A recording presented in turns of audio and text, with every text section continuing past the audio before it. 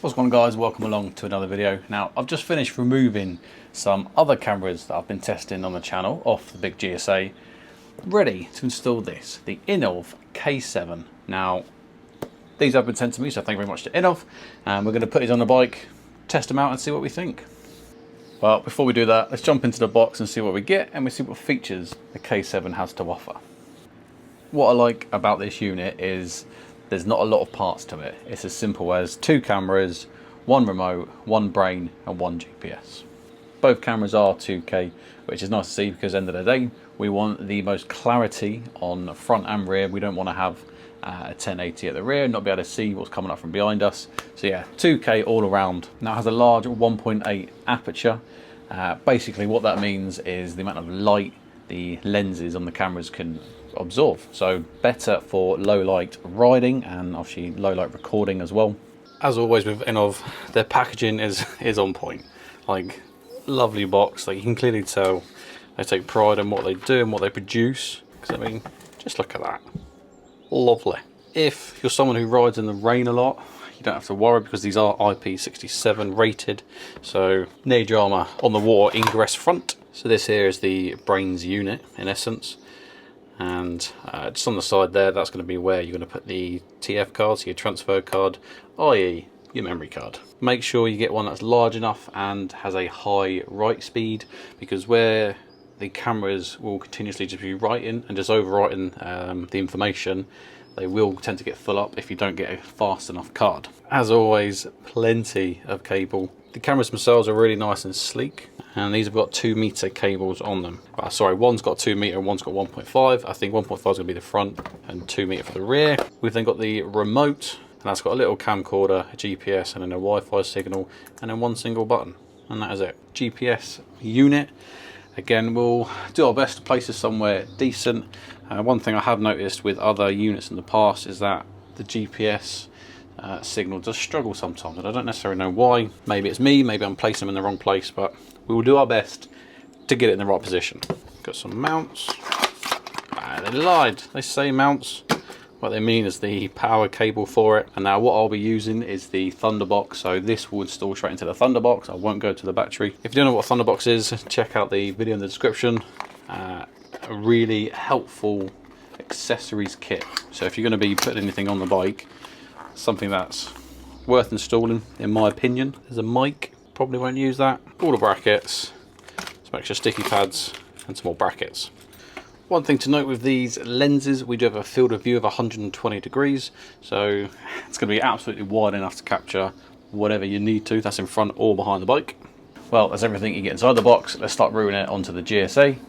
Now, I appreciate you may be looking at this bike and think, damn, that is a different bike. Well, it's not, okay? This is the same bike, it's just that I've stripped it down quite a lot because I'm actually installing the Lone Rider motor lights in a separate video, but because the bike was going to be this stripped down, I thought I would pause the Innov, do the moto lights to this point.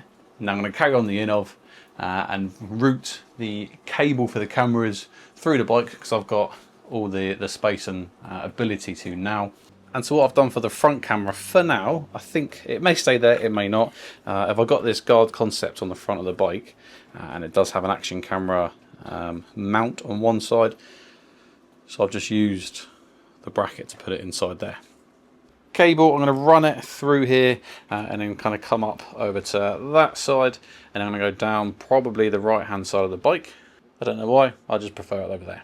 For now as well, I've also connected the remote onto here. Now this does have a bracket for you to install it somewhere, like potentially under there, so it sits like that. But I use the bracket from that to install the rear camera off of the indicator bolt, but I needed another L-shaped bracket. That's now situated there using 2 brackets, so that means the remote doesn't have a bracket, so I've just cable tied it there for now. So I did have the 1.5 cable at the front and then the 2 at the rear, but actually personally I think the 1.5 is just a little bit too short. So I've swapped them around, they're both 2K, remember, doesn't matter. Put the 2 meter cable at the front. Go long enough now to get to the rear passenger seat area. I've now stripped the rear section off the bike. This is going to give me full access to fully wire the Innov K7 rear camera cables all the way through. So I've got the brains of the Innov, and before I start putting the plastics back onto the bike, I want to make sure this is tucked in. But I need to make sure I remember to put in a memory card. I've just got an old 128 gig lying about, so that's what I'll be using. And Innov have an app where you can extract the footage, so you don't have to get to the brains to get to the memory card whenever you want to extract the videos. So right now I'm not particularly worried about having this in a place where I can get to it, because I'll just use the app. A lot of cable management is going to be needed. Starting to get pretty chocker back here, because I've also got to install the GPS. As I mentioned, it does come with a microphone, but I'm not going to use it. 9 times out of 10 I've got the camera on my helmet with the microphone in anyway. I just need this as a bit of more of a security backup. So I'm happy so far. And our last cable to route round is the power cable. Now what I'm going to do is I've got a Thunderbox, so I'll be installing it onto there, not the battery. So all of this wiring can again get hidden under that rear section. Just going to clip the wires because I don't need the connectors on these.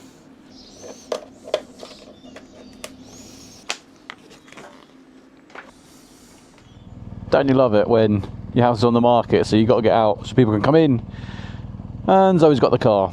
So it's pretty much been raining this morning. Looks like it's going to rain again, but we've got to get out, so we might as well do this part of the video. So looking at the Innov cameras, there's a couple of things I really like, and there's a couple of things I hope they may be a change and adjust in the future. Let's start off with the good points then. It's super easy to set up. Like, I love the minimalist kind of feel to it, just the 2 cameras. Actually, the GPS I've tucked up under the kind of just right of the screen, so hopefully that's getting the information. Remotes on the handlebars, obviously the brain of the unit is under the seat, and that's it. Like, there's not too many parts to it. It's just really simple, and like, obviously installing it was just made harder for me personally because I was installing the moto lights at the same time. But if I wasn't doing the lights at the same time, it is nice and easy. Now with the installation side, Innov only give you the kind of bolts bracket. So the mounting bracket, you have to use a bolt, and it kind of restricts where you might want to put it. Now it would be nice if you got those brackets, but also if you got the kind of 3mm tape kind of platform mount. I'll put a picture on the screen. I can't really describe it. Basically the mounts that kind of hold on to the cameras, and then you can 3M tape them kind of where you want. Because on here I may have actually put it underneath the front nose cone, sticking out, nice and sleek, low profile, but because of the bolt bracket provided, I just couldn't do that. So yeah, that would be a simple kind of addition to what comes in the box. So hey, potentially something Innov might think of in the future. The app is very simple. It's not a fancy app. It does the job, but again, it's one of them. If it works, then do they want to spend more money trying to not fix it, trying to improve it? Because say that cost is going to have to go somewhere, and it's usually out of our pockets. Today's one of the first times I've actually been out on the bike with the cameras fitted, so I haven't seen the footage. My bike insurance was actually up this month, and last month when I was sorting it out, I was speaking to them, and they were speaking about your excess. Obviously, as we know, we've got the voluntary excess, which you can kind of choose how much you want to pay, and then there's the mandatory excess on top. So I think for both of those, for me, I'm looking at £500 or £750 that I have to pay on a claim. Now actually interesting is you can pay, I think it's like 50 quid or something to wipe off the voluntary excess, the excess protection. But something she did say was if I was to provide dash cam footage, whether that be like from me, from the other car, whatever it may be, to them for the incident, then they would wipe the voluntary excess, so I wouldn't have to pay it. And she didn't say if it was a no-fault claim, so potentially if I still ran into the car and we got the footage from them, I might save myself 500 quid on the voluntary excess. And then that then leads me back to thinking, well, if I've had to pay £50 each year for that voluntary excess protection, Actually, by the time you've done a few years on a bike, you've paid for your camera, paid for your cameras to be fitted onto your bike. So for me, again, there's another pro of getting cameras onto your bike. Is not only can you do that, but eventually you'll end up saving your money anyway, and it'll be free. Male logic. When you go onto the app and you go into the file section, there's multiple different folders. So the first one is going to be continuous video, which is just going to be the standard loop recording files. There's a photo option, or a photo folder should I say, down the bottom. Then we've got the parking folder, so that means exactly what it sounds like. So if your bike is parked up and someone starts moving it, it will start recording, it will save that footage for you. We've got an accident folder, so if the GPS and the brains detect an accident, obviously by the velocity that your bike has stopped, it will then save that recording and kind of protect it so it won't get overwritten. And then lastly is going to be the locked file, or the logged file. So that's where you have personally pressed the silver button on the remote. It's the only button on there. That is then going to save that file, and again it won't allow it to be overwritten. So right now, looking at the remote, the camcorder is green, GPS is solid red, so that means we've got a solid connection, and the Wi-Fi symbol is solid. Now if the Wi-Fi is blue and a flash in, it means you just haven't connected your phone, but I've just pulled over and connected my phone, so that's why that's now solid. If you push the silver button once, the camera button that was solid green is now flashing green to let you know that you've pushed it and it's saving. If you want to reset the system at any point because you've changed the settings on the app and you didn't like them, you just push and hold the silver button for 10 seconds and that will do like a factory reset. And now after a minute or two, it's gone back to solid green. And now this is just back into that continuous loop recording. So really easy and simple camera system to use. Let's face it, when we're on the bike and we've got everything else to think of, we don't want to have to be adding loads of other things to our mind that we're trying to concentrate on. So yeah, super simple. Super! On the app you can change certain settings, like we said, both cameras are 2.K.